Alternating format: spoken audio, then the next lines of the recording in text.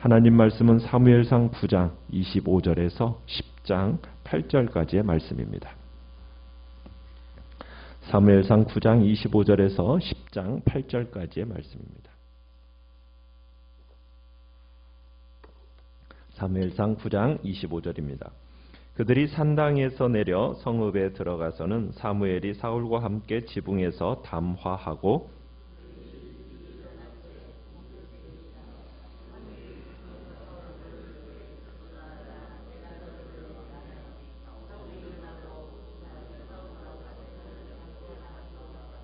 성읍 끝에 이름에 사무엘이 사울에게 이르되 사환에게 우리를 앞서게 하라 하니라. 사환이 앞서감으로 또 이르되 너는 이제 잠깐 서 있으라. 내가 하나님의 말씀을 내게 들려주리라 하더라.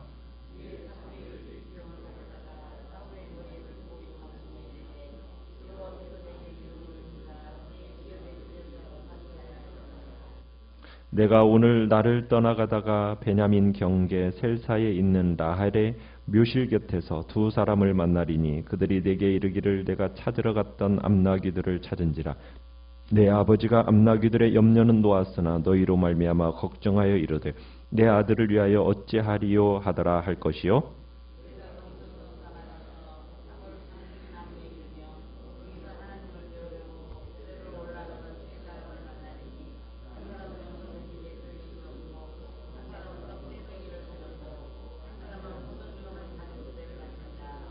그들이 내게 문안하고 떡 2덩이를 주겠고 너는 그의 손에서 받으리라.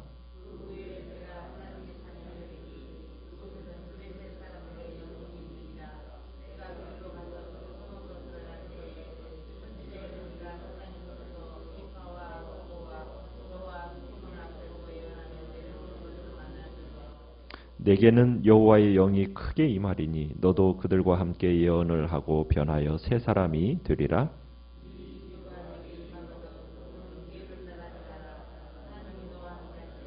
같이 읽습니다. 너는 나보다 앞서 길갈로 내려가라. 내가 네게로 내려가서 번제와 화목제를 드리리니 내가 내게 가서 내가 행할 것을 가르칠 때까지 7일 동안 기다리라. 아멘. 오늘 말씀의 제목은 기름 부음 받은 사울이라는 제목으로 말씀을 나눕니다. 사무엘 이제 나귀를 찾으러 나선 사울이 드디어 이제 사무엘을 만나게 되고 이제 사무엘은 잔치자리에 사울을 데리고 갑니다. 그리고 잔치가 끝난 후에 또 사무엘은 사울을 한 성의 집으로 가게 되는데요. 그곳에서 무엇을 했는지는 확실치는 않지만 두 사람은 아마 밤새워가면서 깊은 대화를 나눴을 것으로 봅니다. 아마도 이스라엘의 현실과 미래에 대해서 그리고 하나님의 계획 등에 대해서 이러한 저러한 이야기를 나눴을 것이고 또 왕이 되는 것은 이러한 것이다 하면서 왕이 되면 해야 할 업무에 대한 이야기를 아마 나눴을 거로 봅니다. 그리고는 이른 아침에 이제 사울과 그의 종을 깨워서 그 성의 끝으로 갑니다. 27절에 보시면은 그 성 끝에 도착한 사무엘이 사울의 사환을 먼저 보내요. 그리고는 사울에게 여호와의 말씀을 전하게 됩니다. 자, 1절, 10장 1절에 가보면은 사무엘은 사울의 머리에 무엇을 하고 있습니까? 기름을 붓고 있습니다. 그리고는 그를 이스라엘의 왕으로 임명을 합니다. 이렇게 얘기하죠. 여호와께서 내게 기름을 부으사 그의 기업의 지도자로 삼지 아니하셨느냐. 이 구약 성경에서 기름 붓는 행위는 여호와의 권력을 위임하는 것의 상징입니다. 그러니까 사무엘이 본문에서 사울에게 기름을 붓기 전까지 구약에서 사람에게 기름을 붓는 것은 제사장들에게 기름을 부었고요. 성막과 성막의 도구에 기름을 발랐습니다. 그 이후에는 그 전에는 누구에게도 기름을 붓는 행위가 없었어요. 그런데 이제 사울이 기름 부음을 받게 되는 겁니다. 이것은 이제 시작되는 왕정 제도가 제사장 제도와 같이 하나님께로부터 유래되는 거룩한 제도라는 것을 암시하고 있는 겁니다. 그래서 왕도 제사장처럼 하나님 앞에서 특별한 위치에 있다라는 것을 보여주고 있는 거죠. 그렇지만 지금 사무엘에게 기름 붓는 이 행위는 공식적인 것은 아닙니다. 개인적인 차원에서 지금 비공식적으로 기름 부음을 받고 있는 겁니다. 분명히 사무엘이 기름을 부었는데 여기서는 뭐라고 표현하고 있습니까? 1절에서 여호와께서 내게 기름을 부으셨다. 이렇게 설명을 하고 있습니다. 자, 그런데 사울은 지금 갑작스럽게 기름 부음을 받아서 내가 왕이 될 거라고 하니까 이 왕으로 세움받는 것에 대해서 주저하게 되죠. 이에 이제 사무엘은 주저하고 있는 이 사울에게 하나님의 뜻을 확인할 수 있는 세 가지 징표를 주게 됩니다. 이 기름 부음이 하나님께로부터 온 것이라는 것에 대한 세 가지 징표를 이제 주면서 확인하게 해주는데, 세 가지 징표가 이제 사울이 집으로 돌아가는 이 길에서 일어나게 되는 거예요. 자, 그 징조의 도구로서 다양한 사람들을 사용하십니다. 첫 번째 징표는 무엇입니까? 2절에 보시면은, 자, 사울이 돌아가는 길에 베냐민 경계 셀사에 있는 라헬의 묘실 곁에서 두 사람을 만나게 될 거라는 거예요. 그 사람들은 뭐라고 얘기를 합니까? 나귀는 찾았으니 네가 찾던 나귀를 걱정하지는 말라는 거예요. 집에 계신 내 아버지가 잃어버린 나귀 때문이 아니라 너 때문에 걱정하고 계신다. 지금 그 소식을 전해줄 거라는 거죠. 자, 그런데 여기서 지금 두 사람을 만나기로 한 장소가 중요한 겁니다. 자, 어디서 만나기로 했다고 지금 얘기하고 있어요? 라헬의 묘실이 있는 곳이죠. 여러분, 사울과 라헬이 무슨 관계입니까? 지금 여기서 야곱의 12 아들들 중에서 라헬의 아들들은 누구와 누구죠? 요셉과 베냐민입니다. 그죠? 둘만이 라헬의 자식이에요. 자, 사울은 지금 어느 지파 사람이죠? 그죠? 베냐민 지파에서 나온 거예요. 그러니까 베냐민 지파인 이 사람인 이 사울에게 라헬은 누구냐? 증조 이 할머니, 그러니까 높은 이제 뭐 시작된 할머니 아닙니까? 그러니까 이 라헬의 죽음과 이 베냐민과의 관계성을 지금 얘기하고 있는 거예요. 여러분, 라헬의 죽음은 어떻게 보면 굉장한 딜레마였어요. 산모를 살리려면 아이가 죽고, 아이를 살리려면 누가 죽어야 돼? 산모가 죽어야 했어요. 자, 그런데 누가 죽었습니까? 라헬이 자기 목숨을 담보로 해서 죽었어요. 아이를 낳고 죽었습니다. 그렇게 어렵사리 얻게 된 아들의 이름이 뭐예요? 베냐민이에요. 그러니까 베냐민 지파는 라헬의 죽음을 담보로 해서 이 땅에 존재하게 된 지파라는 얘기입니다. 자, 그러니 이 베냐민 지파가 얼마나 큰 기적과 은총을 입은 지파냐는 거예요. 첫 번째 징표를 통해서 하나님이 말씀하시고자 하는 게 뭐예요? 네가 어떻게 누구의 죽음을 담보로 해서 이 땅에 지금 생존하게 된 지파인지를 아느냐? 너의 출발과 너의 근거를 확인하라는 거죠. 그러니까 베냐민 지파인 사울로 하여금 네가 지금 이스라엘이 왕이 된 날, 죽으면서까지 그의 시조를 탄생시켰던 그 조상 라헬을 생각하라. 그리고 감사해라. 지금 이게 라헬의 묘실 곁에서 지금 두 사람을 만나게 된다라는 의미가 담겨져 있는 겁니다. 두 번째 징표는 뭐예요? 두 번째 징표는 3절과 4절에 다볼 상수리 나무에 이르면은 베델로 예배드리러 올라가는 세 사람을 만나게 된다는 거예요. 자, 그런데 그 세 사람이 뭘 줄 거라고 얘기합니까? 4절에 보니까 떡 2덩이를 줄 거라는 거예요.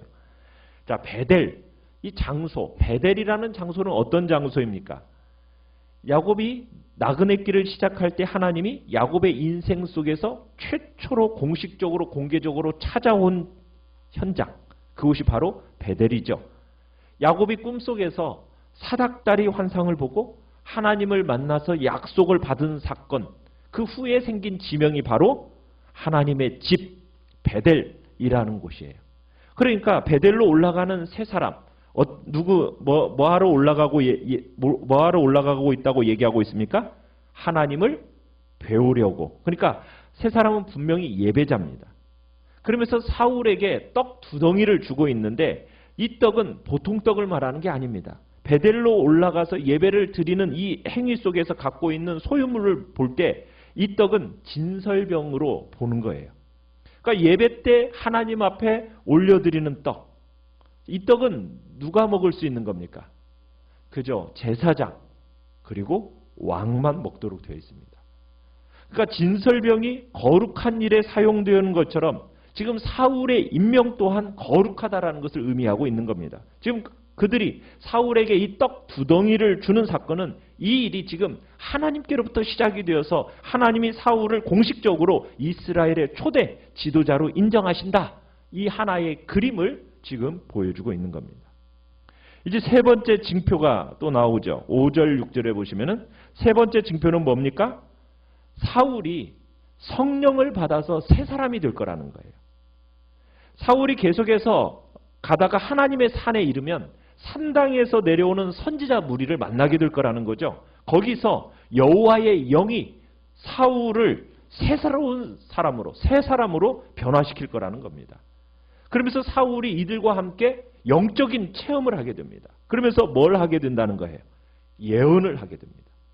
선지자들의 무리 속에 섞여가지고 이제까지 자신이 한 번도 경험해보지 못했던 그 신비한 영적 체험을 이 사울이 하게 된다는 겁니다. 하나님은 항상 누군가에게 사역을 맡기시기 전에 뭘 주신다고요? 능력을 주십니다. 사울도 먼저 하나님의 능력을 받아서 그분의 능력으로 이스라엘을 통치하고 이스라엘을 구원해야 하는 거예요. 사울이 가진 재능, 사울이 가진 능력, 이것에 의해서 하나님의 역사가 이루어지는 게 아닙니다. 오직 하나님이 주시는 새 마음, 새 능력, 새로운 영에 의해서 이루어지는 거예요. 새 사람이 되리라. 이 표현은 무슨 의미가 있는 것일까요?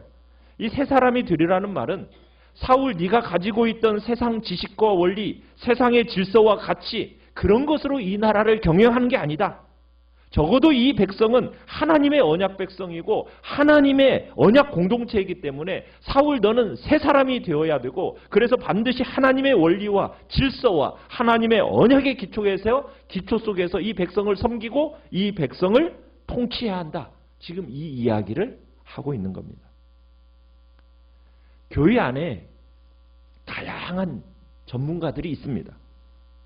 물론 교회 안에 그 전문성이 필요할 때가 있죠. 그런데 한 가지 조심해야 할 게 있습니다.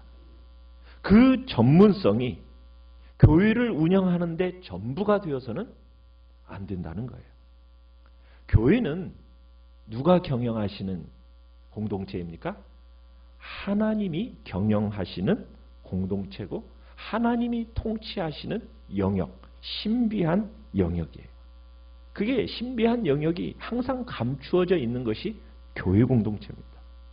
교회 안에는 예상 위에 어떻게 보면은 수많은 일들이 발생하는 곳이에요. 우리 인생도 마찬가지죠.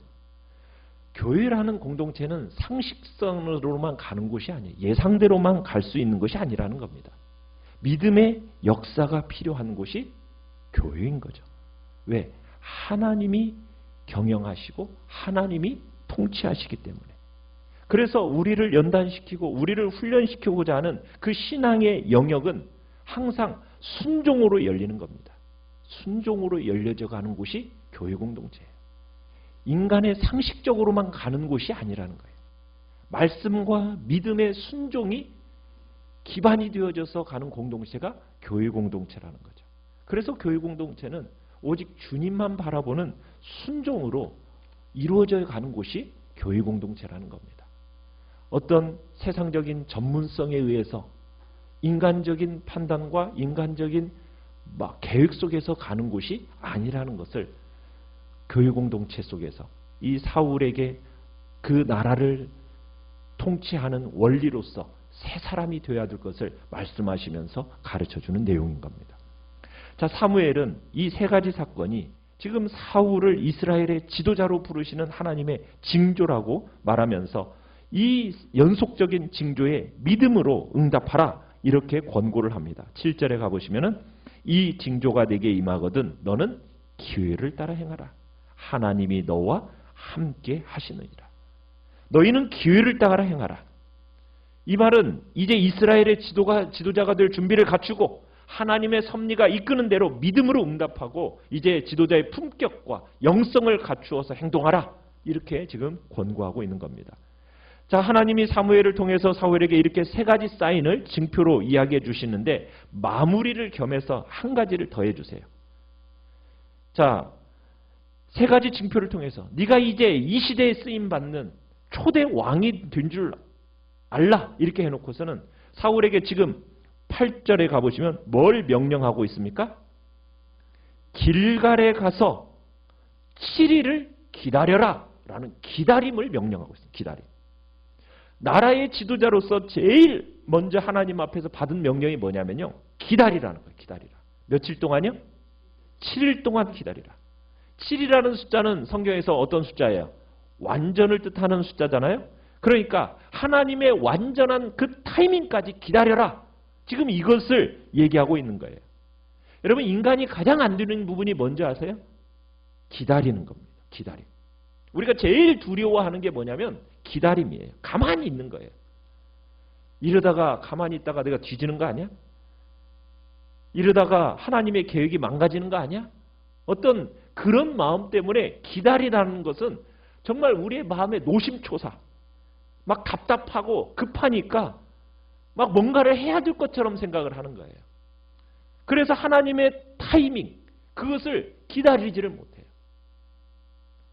여러분, 하나님은 한 번도 그 타이밍에 실수한 적이 있어요, 없어요? 없으시는 분이죠. 우리는 그것을 믿고 그 타이밍, 하나님의 그 시간을 믿어야 돼요. 그런데 여러분, 사울의 인생의 행로를 추적해 보면요, 사울이 이 부분에서 넘어져요. 여러분, 길갈에서 7일을 기다리라고 말을 했잖아요. 사울과 사무엘이 길갈에서 만나기 전에는요, 너무나 많은 일이 일어납니다. 이제 사울은 미스바에서 왕으로 취임해야 하고요, 암몬족과 전쟁도 치러야 되고요. 그러면서 그 날이 지금 여기서 앞으로 7일 후에 뭐 만나자 이 말이 아니라요, 그날 훗날 길갈에 가게 될 때가 있을 건데 그날이 오면 7일을 기다려라. 지금 이 말인 거예요. 자, 그런데 여러분, 블레셋과의 전투에서 길갈에 가게 돼요. 사울이. 그런데 막 백성들 막 흩어지니까 사무엘을 기다려요, 기다리지 못해요. 7일 동안 기다리지를 못하고서는 어떻게 하죠? 제사장 사무엘이 오기 전에 자기가 제사를 드려버려요. 여러분, 그러면서 사울이 어떻게 됩니까? 하나님께 버림받게 돼요. 길갈에 대한 사무엘의 이 명령을 어김으로 인해서 하나님께 버림받게 됩니다. 어떻게 보면 길갈이라는 것은 사울에게 있어서 선악과와 같은 역할을 한 거예요. 아담과 하와에게 선악과에 대한 하나님의 명령을 어김으로써 죄를 지음으로 말미암아 결국 버림받게 되는 것처럼 사울도 길갈에 대한 이 사무엘의 명령을 어김으로 인해서 하나님께 버림받게 됩니다. 하나님의 때를 기다리지 못한 결과, 엉뚱한 짓을 하다가 자기의 다급함, 자기의 욕망을 다스리지 못하다가 버림받게 돼요. 여러분, 하나님의 타이밍, 여러분 그 정점에 이를 때까지 우리는요, 하나님 앞에 엎드려서 기다릴 줄 알아야 돼요. 여러분, 이게 굉장히 중요합니다. 어떻게 보면 신앙에서 제일 중요한 싸움은 기다림의 싸움이에요. 기다리지 못해서 얼마나 많은 일들이 벌어지게 되는가. 오늘 우리는 주님 앞에서 사울에게 일어났던 징조들과 함께 그에게 주어졌던 마지막 명령을 생각하면서 오늘 하나님이 우리에게 참으로 원하시는 뜻과 계획이 어디에 있는지 주님 앞에서 조용히 묵상하시면서 하나님의 뜻을 이뤄나가는 복된 자리에 있기를 간절히 축원합니다. 오늘 말씀